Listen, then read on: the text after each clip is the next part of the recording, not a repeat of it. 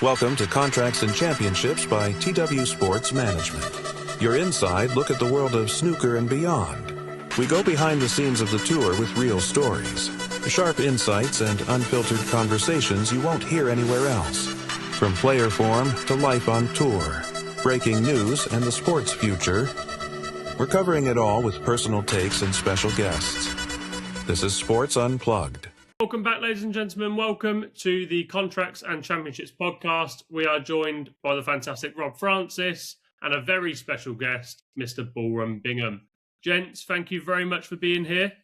Welcome back. Thank you. I think it's amazing to have you here, Stuart, because it's very fitting for you to be the first sort of player I speak to on Contracts and Championships, because you were the first player I ever saw play live, actually. Back in the day, 2012 Premier League at the Southampton Guildhall, if you can remember that. That was the time of the 6-0? No? I can't remember. You ended up winning the tournament, I think. I think you played Ding. It was you versus Ding. That was the match I saw. I think Judd and Ebden were also there. Right. That would have been, I think, the first night. I think I drew 3-3 with Ding. Possibly it would. I mean, we're going back a decade and a half now. I'll have to look that up. I'd be impressed if you remembered that correctly. It could have been 4-2, actually. I remember drawing. Yeah. Well, Rob, sorry. Rob said that beforehand you were the first player that he's had a photo with that you've gone on to win the event. That's true. The first ever player I plucked up the courage to ask for a selfie, and that was the Welsh in 2017, I believe. So I don't want to. I mean, I'm not saying I'm a good luck charm for you, but I'm not going to completely. Well, with the Welsh Open next week, that's actually good timing. Yeah. Oh well, of course. Yeah, let's hope history repeats itself a little bit there. It's like a good moment coming back into play. Well, listen, gents, today, obviously, some very, very sad news. The passing of a legend of the sport, John Virgo, a tip of the hat to him, and what a fantastic career that he had. Stuart, any stories of you and JV? Go back years, obviously been on the tour 30 years, spent some good time with John. I even remember playing golf in Spain. I remember we was playing and you had Kenny Dalglish walking up the fairway. Being a Liverpool fan when I was younger, in my younger years, it was like a bit surreal. But I do remember taking, I think it might have been €30 off of JV on the golf course. That was the days I could play, when I could play. But yeah, legend in the game. He'll be sorely missed, especially at the World Championships this year. I'm not sure if I did do some commentary with him at the UK last season. So, but yeah, like the game's gonna sadly miss a legend. Genuine question. Every time you hit the golf ball, did he shout, "Where's the golf ball going?" Or at that time, it was always going down the middle of the fairway and onto the green. So he didn't have that much chance to say things like that. Brilliant. We are going to miss a legend of the sport, and especially from the comms box as well. It's going to be a different kind of atmosphere not hearing his voice, to be honest. So, yeah, very, very moving. Listen, today we want to get a player's perspective on a few things with life on tour. In particular, obviously, I was there, unfortunately, travelling next year the whole way from Germany to Hong Kong. We want to talk about scheduling. I've put a few things on social media about the scheduling. It'd be great to hear it from a player's perspective. And then obviously Rob will come to you after and we'll ask about, from a fan's perspective, what you think of the back-to-back events and so on and so forth. So Stu, Hong Kong didn't go as planned. Felt good in Germany. Yeah, it is tough. Everyone knows I love the game. I'll travel anywhere. But I thought it was a bit harsh on maybe probably a few players, especially on my behalf, that I got to the quarterfinals of Germany, and then got on the flight the very next day, landed in Hong Kong on the Sunday preparing my match for Wednesday night. I knew that they'd have to sort of change a few games because of the obviously semis and the final. Players have had to be moved back and so forth. But my game got moved from Wednesday night to Tuesday afternoon, so the first session. And you had players like Chris Wakelin that was in Hong Kong, I think from, well, at least sort of 3 days before I got there. And he was on the same session as me on the Wednesday night, but his game got moved to the Wednesday afternoon. And I thought it was a bit harsh. Obviously, he played Tepchai, so I don't know what Tepchai, but he got beat, I think, early in Germany. So on my behalf, that I thought my game should have been at least been put to the Wednesday afternoon, not the Tuesday afternoon. Everyone knows I like to get sort of, especially out in China, sort of 3-4 days before to try and get my body clock right. But I obviously 2 nights, which is a nightmare when it's an 8-hour difference. Trying to get your sleeping pattern right and turn up for the game, and you just concentration sort of a bit like Dora in Finding Nemo. It's sort of 1 minute it's there, 1 minute it ain't, sort of thing. So it is tough.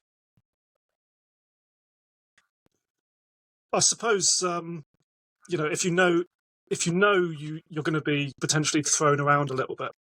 How much does that change your preparation in terms of because I mean it's one thing to be sort of moved around on the same day. It's another if there's quite a wide window where you could potentially be playing, and if you've only sort of arrived recently, that can really throw you off balance. I imagine. Yeah, like you say, you try and prepare right, and it was obviously bad on World Snooker's part by putting sort of back-to-back events. I know they done it last year with with the Masters in Germany. Kyron lost in the final of the Masters and then went on to win Germany. I think he had to fly the very next day. But when you're jumping on a flight, which is a 2-hour flight, it's a bit different from jumping on a flight and it's about at least a 12-hour direct flight from Germany. I think it took us about 16 hours to get there. And then with an 8-hour time difference, it's just so tough, like you say. Well, we all the rigmarole coming into play to then obviously, because first of all, we were supposed to be going to Helsinki.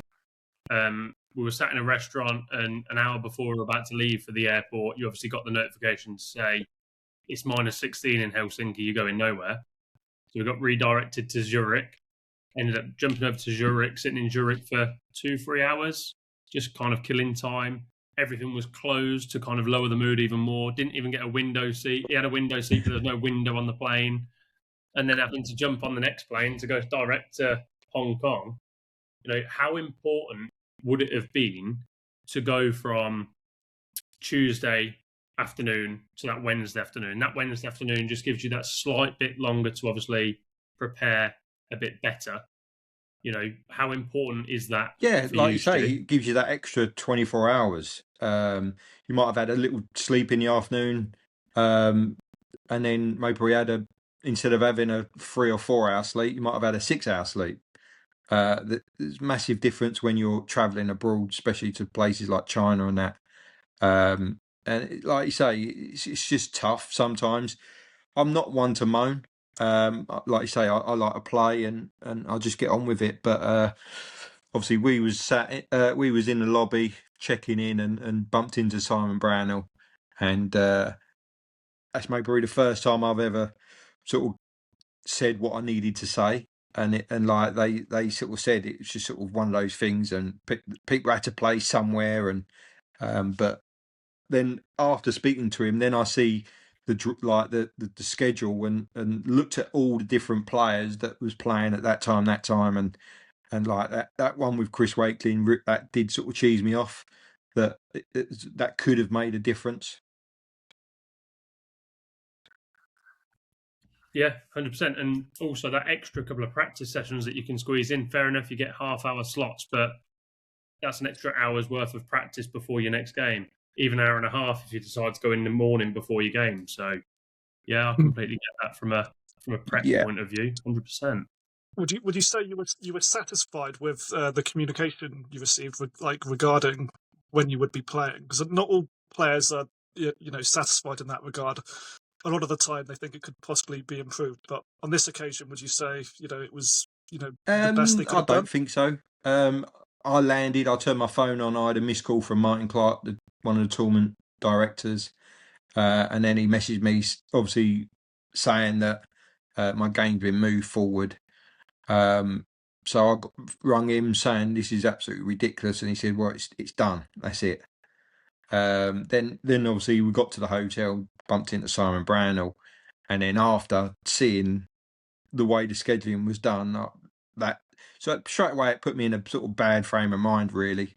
And then you've got to try and sleep that night before, and if no one's ever gone to China and with a big time difference, you drop off straight away because of the travelling. But you wake up at sort of 1 o'clock and you just seem to twiddling your thumbs for the next sort of 6-7 hours until breakfast comes at 6 o'clock, and then you bump into all the players who can't sleep. So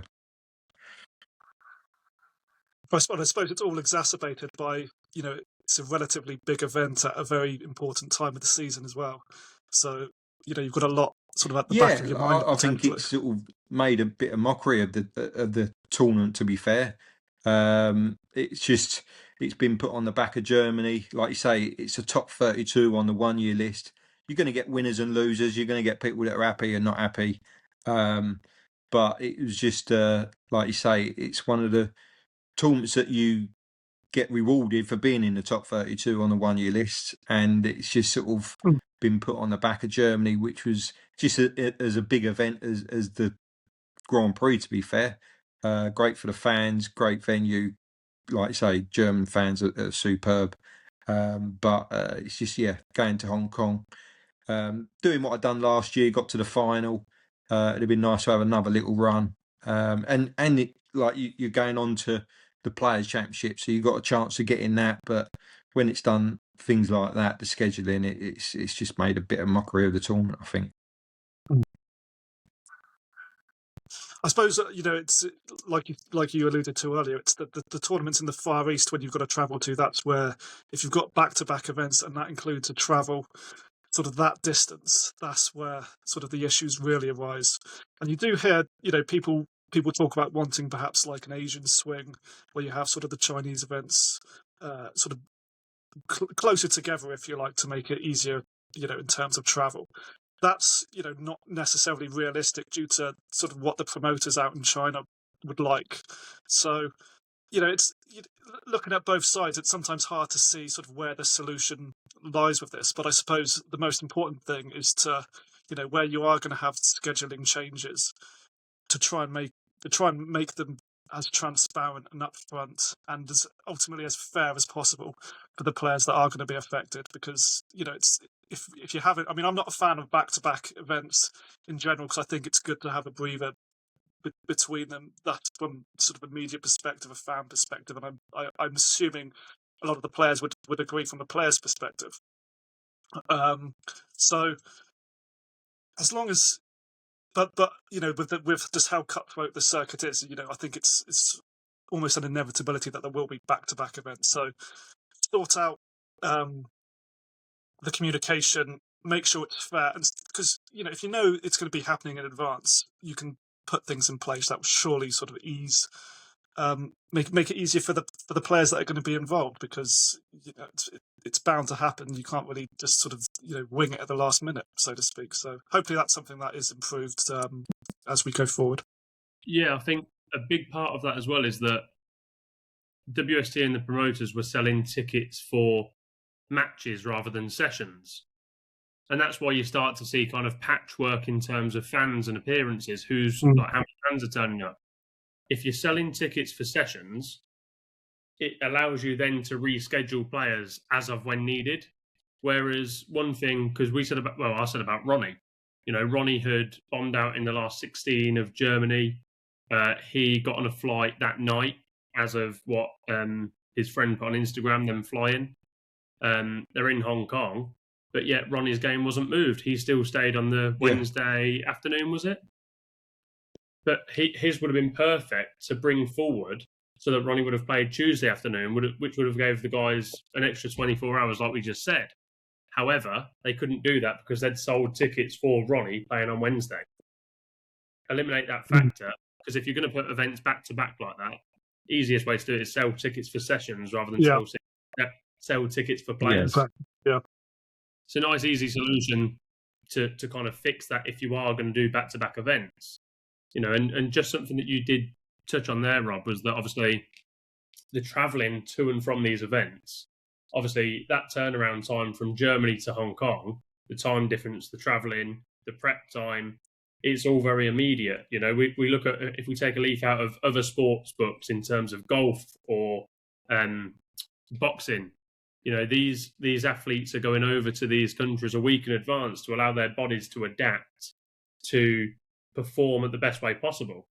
We want to build the tour. We want to sell more tickets. We want to have better experiences. We want to see better match play. Give the players the chance to actually get there, adjust, prep, and play. That 24 hours difference of turning around going, right, from Germany to Hong Kong, you're playing the next day, enjoy. On an 8-hour time difference, 12-hour flight. You're just not going to get the best out of the play. You're not going to get the best out of the event. So that's where that kind of idea of the event becoming a little bit more of an embarrassment. It's not the way the event's been set up, because when you go to Hong Kong, it's amazing. The venue is fantastic. Everything there is fantastic. The courtesy car is fantastic. Couldn't be easier for a player to get to and from venues. It's just that aspect of, right, you're on 4 hours sleep, 8 hours time difference, your body's absolutely knackered. Go out there and perform. Such a hard thing to do, such a hard turnaround time. Talking to Simon when we bumped into him, I'm sure he said that next season they're trying to do a bit of an Asian swing. Because I think it was on TV rights that they couldn't do it because of CCTV, but I don't think CCTV are covering every China event. So I think they're trying to do it where we might be in China for a month for like 3 tournaments. So, oh wow, I didn't. Wow, that's very good news. I think I didn't think that was a possibility, because I thought the promoters wanted the events spread out because they were essentially competing with each other.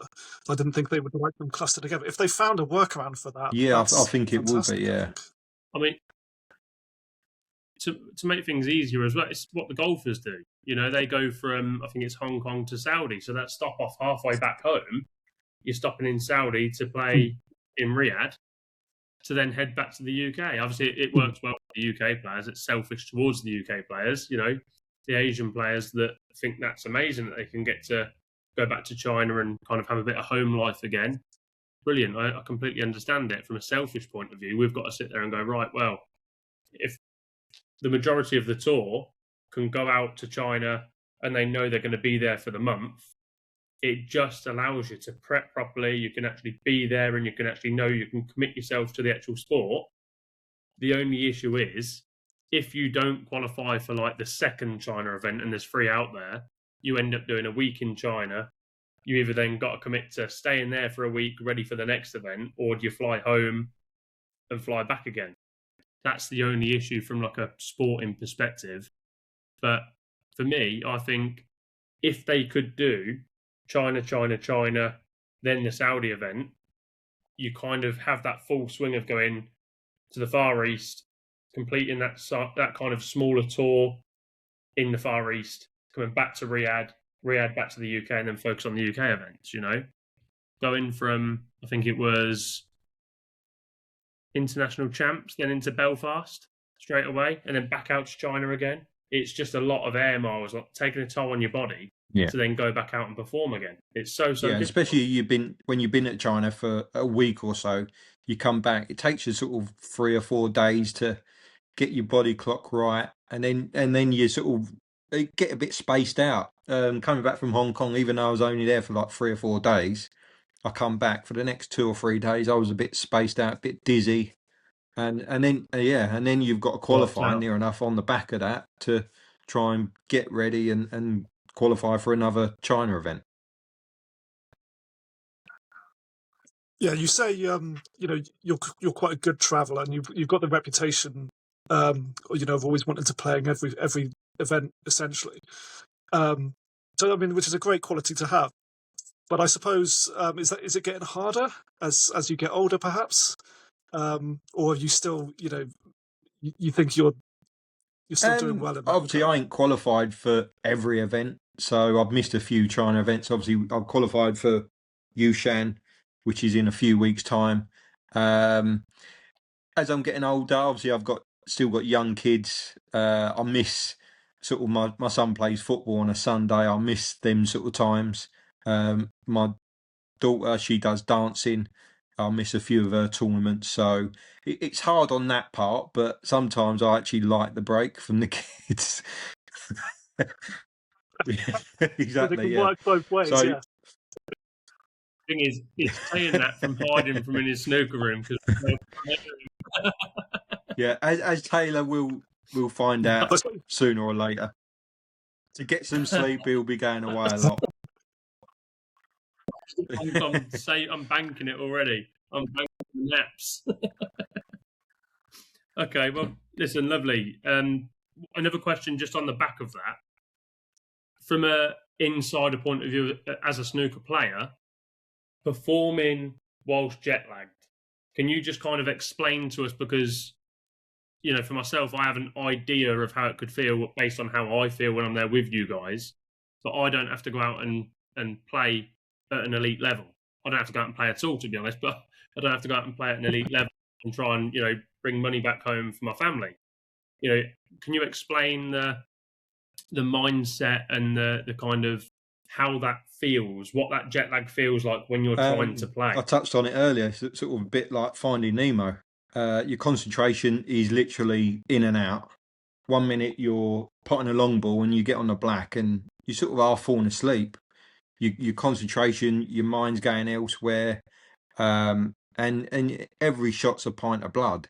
Where you get on a bit of a free roll, confidence, and you're going for it. It's all good when it's going well, but when you're struggling, you sit in your chair, you can feel your body just started shutting down because you ain't had no sleep. You say your mindset, you're sort of frustrated because you ain't had no sleep. You're overthinking on shots. Just like everything, your sort of body don't want to be there, your mind don't want to be there, and it's tough and you do think that way sometimes, even though you're trying your hardest, it's just not going to happen. The other player you're playing might be in the same boat, so sometimes you do get scrappy matches, but it's getting through that and then getting to the next round that hopefully you can then try and pick up on your sleep. Yeah, that's exactly how you feel off it. That's for me anyway. So you mentioned sort of having that feeling of potentially being on a free roll to a certain extent. Do you ever find that might actually help you in some ways, because you think, well, I'm knackered, I'm shattered, I've got I'm just going to go out there and play, sort of see what happens, and I suppose in a weird sort of way it could actually Yeah, work out in sometimes your you do favour. think that way and you do play well and you surprise yourself because of how tired you feel. And maybe probably that might be the way forward, to think like that in general in every match. The old saying that Steve Davis, it's got to mean everything where it don't mean nothing, sort of thing. Yeah, That's maybe probably a true fact.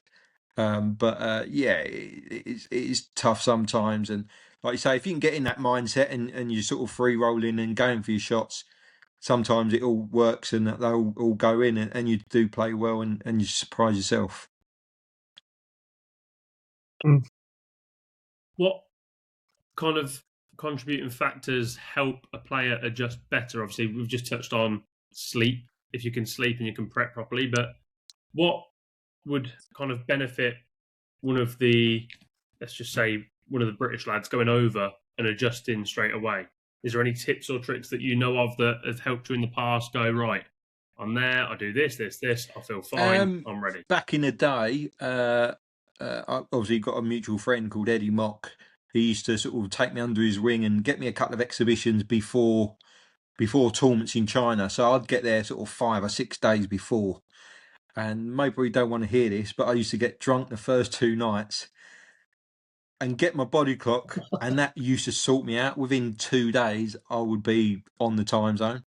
But going to a tournament 3 days before and having 2 nights on the drink, it ain't the right way. But like I say, back in the day, I used to do that. Now I do sort of. I might have a few red wines with meals and things like that, but not get drunk. I can vouch for having a few beers being a sort of not a bad way to reset your sleeping clock. Yeah, that's. I'm not sure, quite sure how sustainable it is, but I can see that working. Can't wait for the post-match interview. How did you adjust today? Well, it's got absolute rat ass. I'd say sometimes you turn up for a match and you play awful, and you're like, should have had a drink last night. I couldn't have done any worse. Sometimes you do think that way, and like I say, back in the day, I used to do that. But you hear other people, you sort of, I think Taylor does it. I think they get to the hotel, they get in the gym, try and wear yourself out. Obviously, you pick yourself up for a few hours, but then you sort of take its toll, and you sort of totally sort of beating the adrenaline of it all, and having a sleep. Yeah, that's the brain side. Yeah, like that.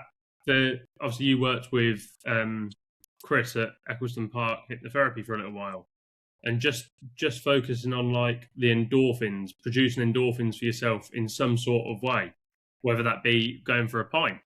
You know, I know that exercise is a proven way. It's one of the most researched ways to boost your endorphins. You go into the gym in a terrible mood. You don't want to be there. You can't really be bothered to do anything. You do 20, 25 minutes of something and you walk out and you think, do you know what? I feel fantastic. I know that then I'm ready just to go, get into bed, and that's it. I conk out. Like I've been knocked out by someone. It's amazing. Easiest thing to do. And then no hangover as well. Yeah, I'll leave that to you. Right. Yeah, exactly. I was going to say, you say easiest thing to do. That's a bit of a simplification. It's like I said, you kind of get there and you think, I could think of so many other places I'd rather be right now than here. But you just have to, it's that little bit of, like, obviously you'll know doing your routines and stuff through snooker, it's just that discipline of going, right, get there, just commit to it. It's not going to be nice, it's not going to be fun. Even if you do 10, 15 minutes, just do something. You just feel great after. And it's, like I said, it's the most researched and proven way to boost your endorphins. So for me, it's a no-brainer. But just a question for Stuart off the back of that. Do you still experiment with your sort of pre-match routine, sort of in the hours and days leading up to a match? Or have you got it pretty much nailed on what you sort of, I'll just wing it. I'll just sort of go along with what everyone else is doing. Obviously, I'd try and get a bed when I'm tired. I'd try and sort of get sort of 11, 12 o'clock, wherever I am, try and get sort of the sleeping pattern right. But everything's the sort of same. When I'm at tournaments, I very rarely have a drink. I might have a glass of wine with a meal. But other than that, it's everything. Get my practice in, get ready for my match, and hope for the best these days. Do you know, it's a good point. Just saying that again, something that I've kind of lived by as an ethos, just for you guys, in terms of like the management side of things, is that I've always said a happy snooker player is a dangerous snooker player. And I'll stick by that forever in terms of, like you said, when you got to Hong Kong and you found out the scheduling was kind of messed around and you were kind of brought forward, instantly puts you on a bit of a downer because you're thinking, well, I've got no chance here. I can't, I'm absolutely knackered. That, like when we go out for food and we go and meet like Chinese agents and promoters and we go and spend some time playing hayball really badly, just doing things that just kind of make you happy. And, you are on the other side of the world, you're away from your family, you're kind of stuck with people. Me, for example, just doing stuff that can kind of give you a bit of a chuckle. And again, just get the endorphins going. Just adds a different dynamic to the actual event, in my opinion. But that's probably why I rope you into coming to play hayball at 4 a.m. And okay, well, listen, lovely. We've got a couple of questions from social media. I'm going to fire them into you, and then if you can do your best to answer them in the most polite way possible. Okay, so Snooker Magda. I would like to ask if any match, apart from winning the World Championships, was particularly important or / memorable for him. I would also like to ask Stuart if he remembers his first trip to China and what his impressions were then. So we'll start off with the most memorable match for you, or what was most particularly important. Thinking about it, it'd maybe have to be the tournament would be the 2011 Australian Open. The match, I think it was quarterfinals, might have been it was the quarterfinals against Mark Allen when he come out on social media and slagged me off. And I think previously, I think I got to 9 quarterfinals and lost 9. But where he sort of got me in a bit of a bad mood for that match, it weren't a quarterfinals match, it was a one-on-one gladiator match. Is that the Yeah. the bottling comment? We have a laugh about it now, and I thank him because that changed my career, my life.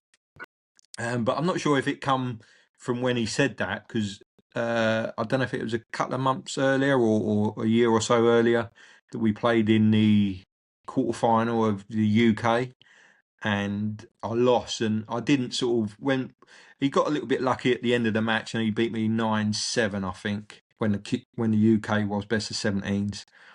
And I remember shaking his hand and didn't say well done. I was annoyed because I sort of beat Ronnie, I think, beat Marco Fu in the tournament, and then I lost to Mark Allen there, and I didn't wish him well. And I remember I just sort of walked off. I had the ump, gutted that I lost there. Another quarterfinals, and I remember about half hour later, went down the hotel bar. I bumped into Mark Allen and I said, "Yeah, well played, like lucky git, this that." And he went, "Oh, thanks, mate." And then when I got back to my room, I went on World Snooker and I see his interview, and he sort of half slagged me off in that interview because I didn't say well done, this and that. And then I played him in Australia, and he come out with that comment. So it was, I sort of put it on the back of that. So that was probably the most memorable match. And then when I got to the final, I was 8-5 down to Mark Williams, who was world number 1 at the time, and ended up winning 9-8 for my first ranking event. And that obviously catapulted me up the rankings into the top 16 for the first time, and obviously went on from there. I find it so interesting that you actually say it, that changed your life, sort of that comment. So that really stuck with you, and you'd attribute sort of the massive success you've had in your career since. Yeah, like I say, I got to, like I say, 8 or 9 quarterfinals before that, and it was one of those. I remember talking about sleeping. I used to sort of try and go asleep that night before that quarterfinal, and I'd be rehearsing a winner's speech, and back in the day when I used to do that, and just sort of like, again, having maybe probably 4 hours sleep because I was like buzzing. I'm quarterfinal, I got a chance to get to a semis, chance to win a tournament, and it would never happen. And then when that happened, like you say, it weren't a quarterfinal match. I didn't look at it that way. It was a one-on-one gladiator battle, and I was playing well that week. It was all the stars were aligned for me to win that tournament, and like you say, it obviously went from there. But yeah, obviously great time. Like I say, I remember we went to Ireland for an exhibition. I think the year I won the Worlds, and we was all on the coach, and Mark Allen was on there, and he said something. He was saying about a respotted black. It was like England v Ireland, an exhibition match, and he said, "Well, if I get to a respotted black, I'm going to cut it in." And when he got to a respotted black, he played a safety shot, and I went, "What happened there? You said you was going to go for like the cutting and that." I said, "What? Didn't you have no bottle or whatever?" And everyone on the coach was like, "Ooh," and he was like, "Fair play, fair play." So I do remember him getting a lot of comments when you did win the Worlds in 2015. So I think it's fair to say it came back around to bite him in that. So Mark Allen, if you're watching, have some of that. Yeah, thanks, Mark Allen. We'll get him on as a guest next time. Just have a chat between you two. So, Stuart, do you remember your first China trip, and what were your impressions of China My first China trip was 1999, Shanghai. I remember having my old coach Joe Lazarus come with me. We stayed at the JC Mandarin Hotel. I remember the practice tables used to be in squash courts. There was 2 practice tables and they was in squash courts. And again, couldn't sleep, buzzing, sort of in the hotel bar. All the players are there. I remember seeing sort of Ronnie and Hendry in the gym, like keeping fit and all that. And I played. Funny enough, we flew whatever it is, 6,500 miles, and I played a guy called Brian Morgan, who is literally about 30 miles that way, down in Essex. Used to practice with him. He's actually sort of had a little bit of coaching off him when I was sort of coming up. So to play him, I remember on the practice table, I couldn't miss a ball. I was like standing on one leg, one eye, and I was potting everything. I literally got on the match table and could not pot a ball. I don't know if like just the occasion, obviously a tournament in China, playing someone I knew, wanted Maybury to beat him, Maybury too much. I think I ended up losing 5-2, I think. But yeah, that was my experience, and then coming home a couple of days later and being gutted about it all. It's interesting because I mean, I think you won Shanghai later on in your career, I believe, and you won a few small events out in China as well. So I do feel it's obviously somewhere where you enjoyed playing and sort of performed really well for sort of a good chunk of your career. So is there anything particular about China that you would sort of attribute that success to? The 2 nights getting drunk, I think. It, like say, obviously I used to travel to China and meet up with my friend Eddie Mock, and he used to look after me. So I'd say again, I used to go to them Asian tour events. That they always used to put that on just before a main ranking event. So I used to go there and maybe treat it to just a bit of a warm up. And I used to obviously at the time of my career, I was playing really well with all the tournaments they had. And I just obviously, I remember getting through a couple of matches, scraping through, but as the tournament went on, I got stronger and stronger. And yeah, a few of the finals, I remember beating like Ollie Lyons in one final, Steve Lee, I think Wembo, I think I might have beat him one. But yeah, it was obviously good times of winning them tournaments. It helped me on rankings. That was all ranking points, even though they're not classed as ranking wins. It's like the shootout is. But that's another story to go down. Yeah. You came close. You came very close to adding to your CV recently, wasn't it? How did that feel to come so close to adding such a prestigious? Yeah, it's been obviously great. To be honest, I think if I'd have won that I'd have been in the top 16 as we speak. That's how much difference. That's the thing. It can make a huge. It can actually make a. It's relatively small compared to other events in terms of the points you get, but it can make the difference between sort of qualification and not qualification for certain things. Definitely, so it just goes to show. Like, I don't think I've won won a match in that for like the last 4 years. So again, I went there on a bit of a free roll. It's like just you got to take the tournament for what it is and just sort of go along with it all. But like I say, getting to the final, it's pushed me up to number 17 for the worlds, and like you say, I've got half a chance of getting in the 16. Yeah, it maybe puts you a bit on the spot with this actually. But do you believe the shootout should be ranking? Definitely not. No. Different rules. You fail, you get ball in hand. So that ain't a ranking event. It shouldn't be a ranking event. Fair play to World Snooker. They've done that, and it's actually made someone like Chris Wakelin the player he is today. He's obviously now he's well in the top 16. He's doing well in tournaments. He's getting sort of deep in tournaments. But for other players, it's cost them their tour card. A few, Michael Holt winning it, Michael Giorgio cost him his tour card. I think Robin Hull, who's won it all in the past, and I know Mark Allen, but 50,000 points to Mark Allen, where he is in the rankings, he can win that in another event, sort of thing. He's obviously, again, he's a class act. Thank him for my career again. Give him another plug. But yeah, it's obviously in 2 years' time, I've got 20,000 points coming off, and obviously, all depends where I am in the rankings at the time. It might be massive, it might not be. So we shall see. Right, another question from I Love Snooker on Twitter, or X.com, should I say? How do you compare your mindset now to the one you had 10 to 15 years ago?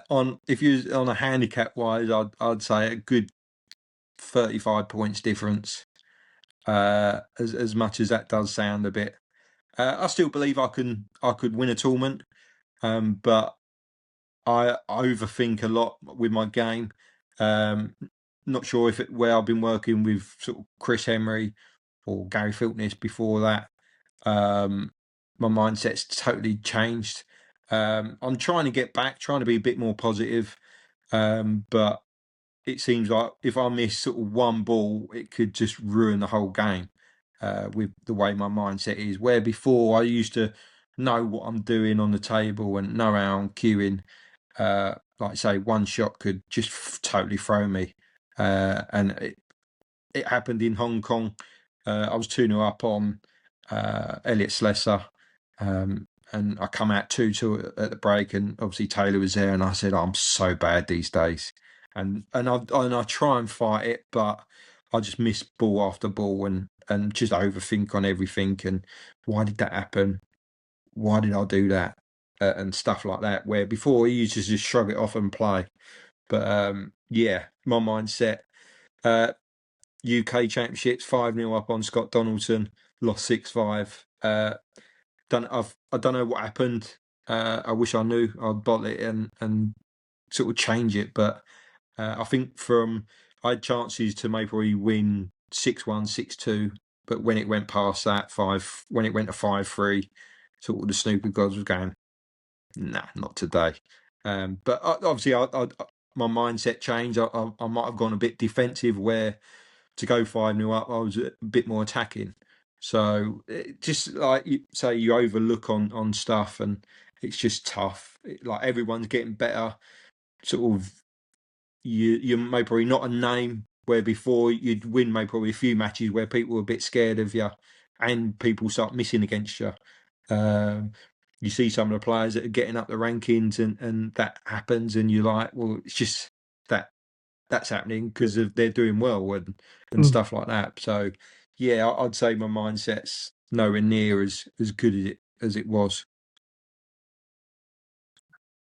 It's interesting you mentioned Slessor there, because I think he's an example of a player that is sort of enjoying a good season and flying up those rankings. I think you played him earlier in the season Saudi. as well. Yeah. Was it Saudi? I lost it to the last 16.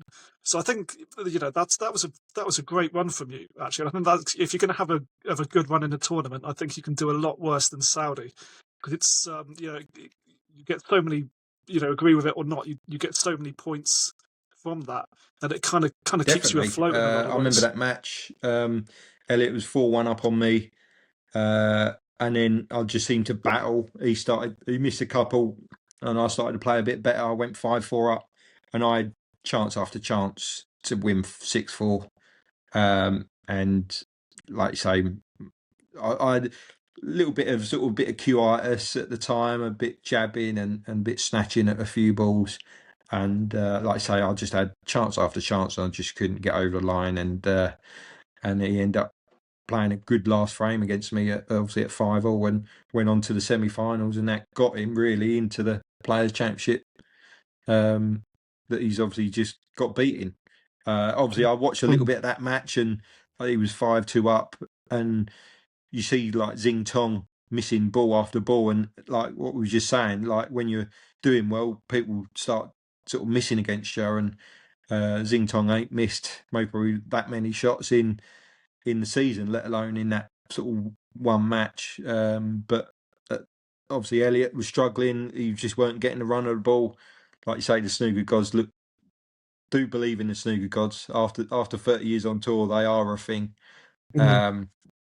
But obviously he was just getting a bit of bad run to just get over that line. And he certainly wasn't happy about it either, from the sounds of it. And from his tweet. Okay, I've got 5 more questions for you. And just to speed things up a little bit, because we've got about 10 minutes left. So, this is from T Snooker. You need to be careful with T, because he will predict something crazy very, very soon. I'd like to know what changes Stuart has done to his technique that improved his game the most. Good question. I'll try and improve my snooker no end. Every like I'm still looking, like you say, we sort of mind coaches. I've done hypnotherapy. I've tried near enough every coach on the tour. I don't know the biggest impact. I think at the end of the day, it's just putting the time and effort in and just practice. I've maybe probably been the last couple of years a bit found out on that where I'm not practicing loads as I used to. This week I've played Zach Surety a couple of times just to get beat up to try and get the right mindset for next week. So I've maybe probably been a bit too much comfortable in this room. It's a nice sort of warm room, got tea and coffee on tap sort of thing. So I think just need to practice more. The maybe probably the most thing I've done, sort of what I need to do is maybe probably practice more, and that's the biggest difference. I think Sean Murphy mentioned it the other day, saying that what Judd does, he just practices and practices, and that's why he's winning. That's why he's head and shoulders above everyone on the ranking sort of thing. So I think it comes simply down as that. Do you still enjoy your practice as much as you used to, or is it becoming something? It's coming so. It's kind of something of a chore. Obviously, I know I need to do it, and I do get myself up for certain events. And obviously, I've got a little whiteboard there, and I've got next game Welsh Open, World Open. So when I do sit here a bit too long, and I look up, and I'm like, right, I've got Gao Yang next week. Get up, start practicing. And to be honest, that has made a difference. Like I say, I've obviously gone and played Zach at his club in Harlow, to sort of get off my arse and get practicing, get some work done. Okay, CU22 from Twitter. I'm going to keep calling it Twitter, it's just easier. How has snooker changed since you won the World Champs, and how do you see it changing in the future? How has it changed? I think just everyone on tour can play these days. It's just so strong. I'd say maybe the last 20 years, it's just got stronger and stronger. Like you say, I don't know how many ranking events there's been, and near enough every tournament's been a different winner. So it shows you the strength of the tour. We've obviously gone to different places. Obviously Saudi, obviously a few more in China, Hong Kong. So yeah, the tour's got stronger. Players have got better. There's like more this season alone. 147s galore. It's just, and they're not big pockets as much as everyone thinks they are. Some tournaments in China are a bit more. They're a bit more forgiving, just because different maybe table fitters or whatever. But just from maybe back then to now, obviously the Chinese now are taking over. big. Maybe back in 15, there might have been 15 players, but now there's over 30. So the standard of the Chinese coming through, like you say, obviously Hong Kong was a prime example. 4 players in the semis. They're just getting stronger and stronger, and I can only see it going that way. I think we've got another tournament in China for next season.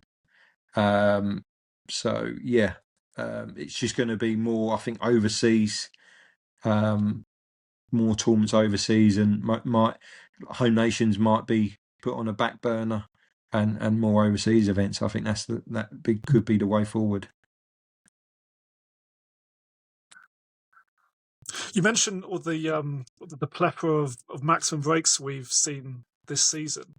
And in some ways, I suppose, as you know, it's a bit strange we haven't seen you make one, because you have an incredible record. I think it's 9 you've made, 9 maximums. And so, you know, and it's well known that you enjoy going for them.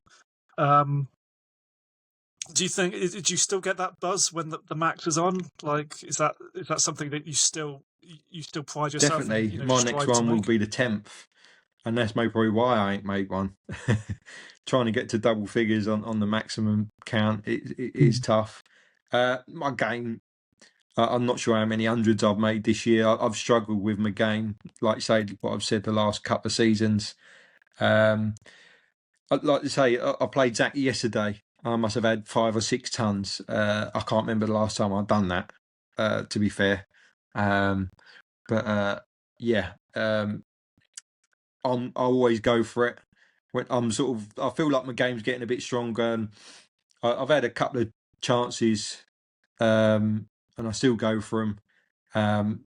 I try and maybe win the frame a bit, make sure the frame's won before I go for something stupid. I was going to ask about that, because I know that hasn't always been the case. I always remember, I think it was the Champion of Champions final against Ronnie. I think, and you were behind at that point, so it's kind of maybe a bit more understandable. But yeah, you notably went for a max when the frame was still alive. You know, I remember I think it was Virgo in comms actually sort of might have been saying, he's got maximum on his mind. So that kind of divides opinion a bit, I suppose, like whether you should sort of prioritize it to a certain extent when the frame is still, there for the taking. So would you still go for a max if a frame hangs in the balance, or have you kind of maybe sort of tamed a bit in that regard? It all depends how I'm feeling on that day, on that shot sort of thing. I remember I played Ronnie the year I won the Worlds, and I was going for one, and I remember Steve Davis was commentating. He's gone, that's the end of the 147 chance. He won't be going for it here. And I remember playing the red with check side and off 2 cushions for the black, and he's like, wow, can't believe he's gone for that. But that's obviously if I get it in my head, I used to get it in my head. If I'm going for it, I'm going for it. There's no second chance. I'm like going for it, and I've always done it from the first red. If I'm going for it, it's like before I pop that first red, I'm like, I've got a chance to get on the black here, and then let's give it a go. Let's see if I can. I'd love to hear that, because I mean, I can't speak for all fans, but personally, like, until it's off the table, I'm pure maximum. That's all like I'm thinking about a lot of the time. So we do love to see it. I know Taylor, you're not necessarily a huge fan of taking the gamble, but there we are.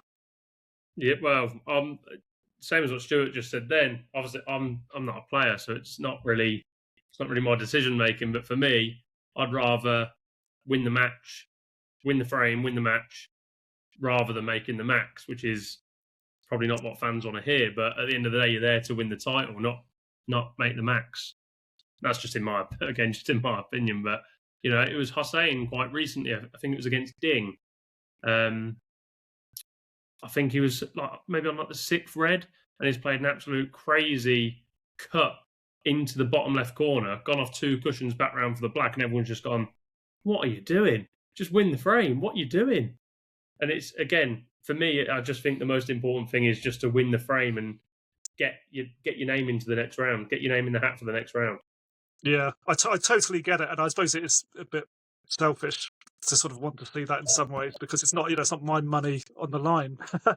Essentially, but yeah, it's always exciting, and it's always when the possibilities there, and you're like, are they going to go for it? Are they not? It's it's something Yeah, quite without a special. doubt, it's maybe probably the only only Right, chance you Stuart. get to sort of that one frame of adrenaline and that buzz. To other than maybe probably winning a tournament, you don't get that buzz anywhere in a tournament. I think so.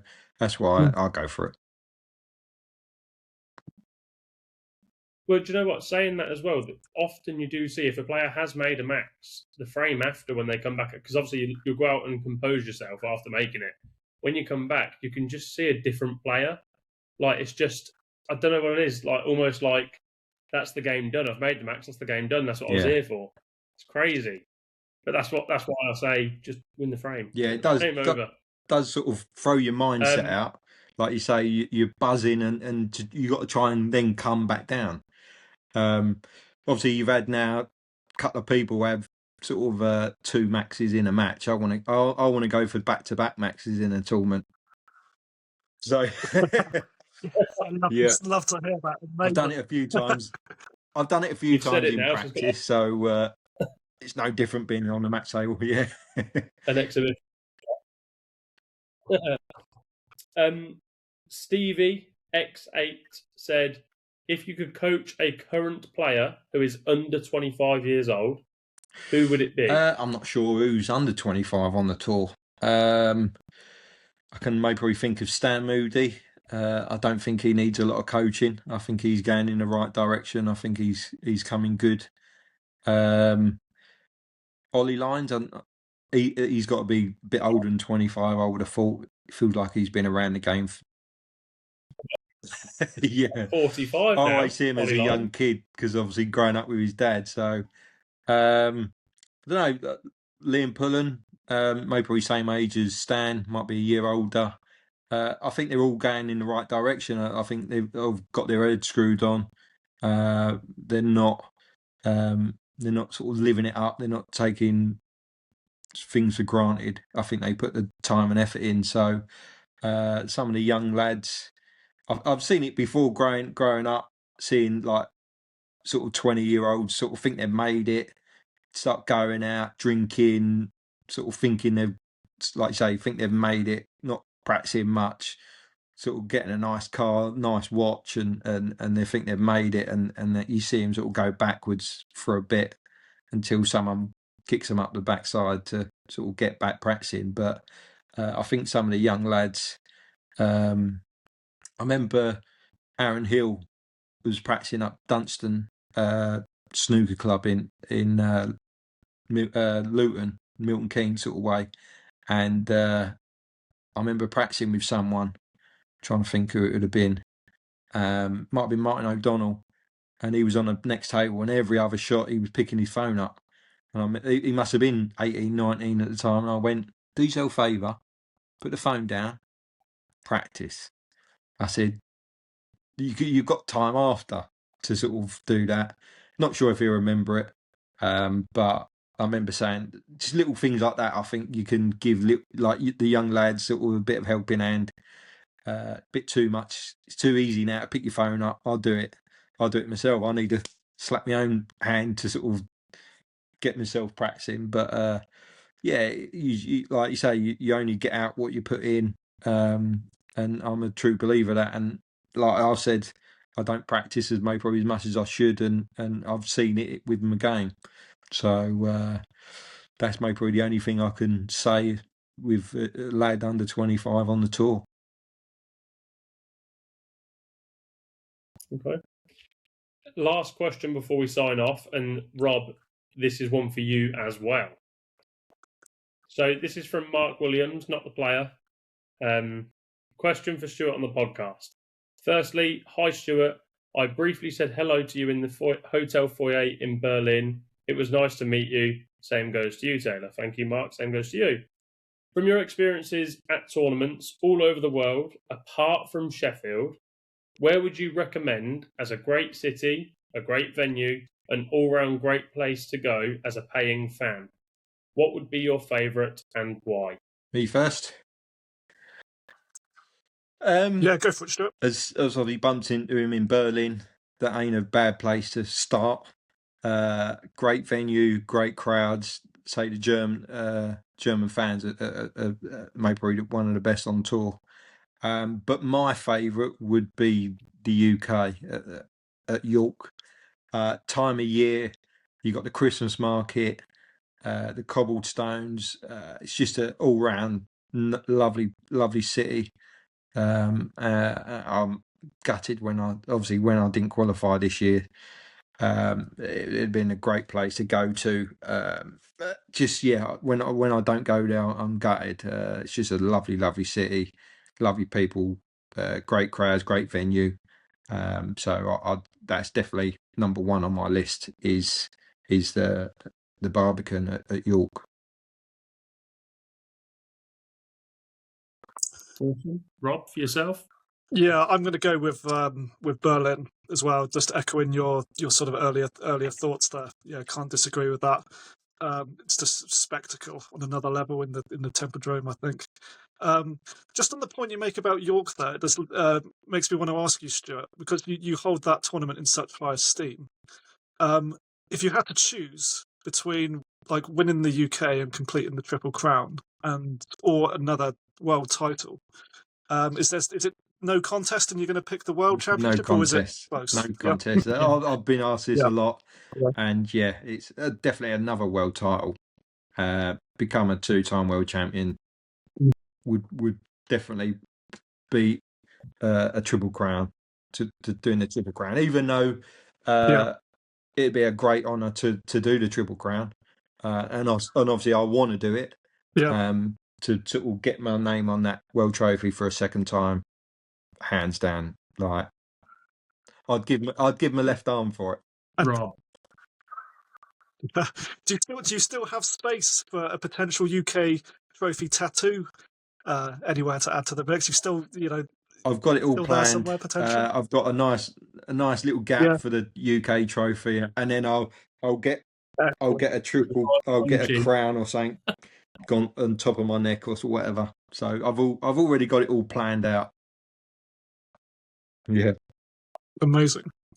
The best question to ask him, Rob, is because I asked him this in Germany, and he had to about it for a little while on the way back from getting a coffee. I said, "What would you rather do? Would you rather win multiple 5, 6 UKs and Masters, or one world title?" Yeah, that's a tough one.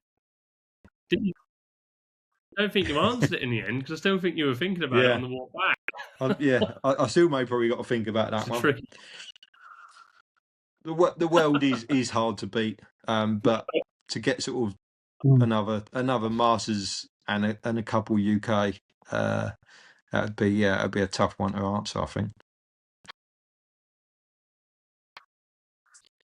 Right, brilliant. Well, Stuart, thank you very much for coming on today and answering some of the fans' questions from social media. Make sure you go and follow Stuart across social medias on x.com/Twitter at Stuart__Bingham 147, and Instagram is at Stuart Bingham 147. On Facebook, I think it's just Stuart Bingham, isn't it? Stuart Bingham. Make sure you go and drop Stuart a follow. Rob on social media. What are you, Rob J. Francis? Rob JF24 on Twitter, Rob James Francis on Instagram. There we go. And of course, TW Sports Management across the rest, apart from X, where it is TW Sports Manager.